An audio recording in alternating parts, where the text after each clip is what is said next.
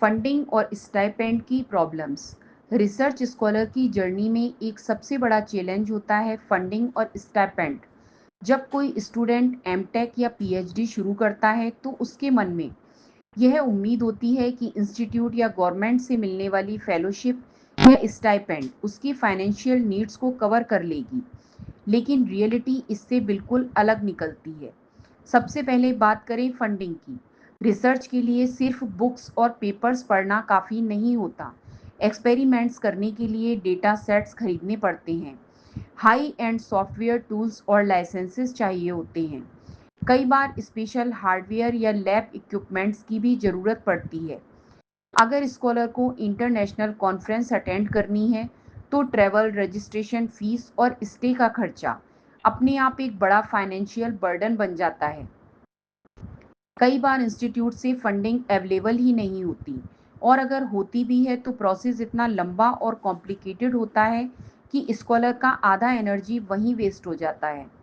अब बात करें स्टाइपेंड की। स्कॉलर्स सोचते हैं कि मंथली स्टाइपेंड उनके खर्चे आराम से संभाल लेगा, लेकिन हकीकत ये है कि स्टाइपेंड अक्सर बहुत लिमिटेड होता है। एक तरफ स्कॉलर को अपने पर्सनल एक्सपेंसेस मैनेज करने होते हैं, दूसरी तरफ रिसर्च रिलेटेड खर्चे भी इसी स्टाइपेंड से कवर करने पड़ते हैं।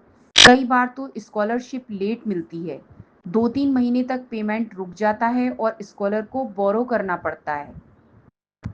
पीएचडी स्कॉलर्स के लिए प्रॉब्लम और सीरियस हो जाती है।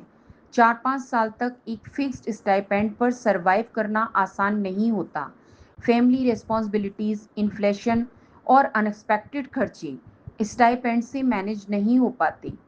कई स्कॉलर्स को पार्ट टाइम टीचिंग या फ्रीलैंसिंग करनी पड़ती है, जिससे उनका रिसर्च टाइम और एनर्जी दोनों डिवाइड हो जाते हैं। इंटरनेशनल एक्सपोजर भी इसी फंडिंग प्रॉब्लम की वजह से लिमिटेड हो जाता है। कॉन्फ्रेंस प्रेजेंटेशन या वर्कशॉप अटेंड करना रिसर्च स्कॉलर की ग्रोथ के लिए बहुत ज़रूरी है, लेकिन ट्रैवल ग्रांट्स हर स्कॉलर को नहीं मिलती। रिजल्ट ये होता है कि स्कॉलर का वर्क ग्लोबल लेवल पर शोकेस नहीं हो पाता। एक और हिडन प्रॉब्लम है अनसर्टेनिटी। स्कॉलर को हमेशा डर रहता है कि कहीं स्टाइपेंड डिसकंटिन्यू ना हो जाए या फंडिंग अचानक बंद ना कर दी जाए।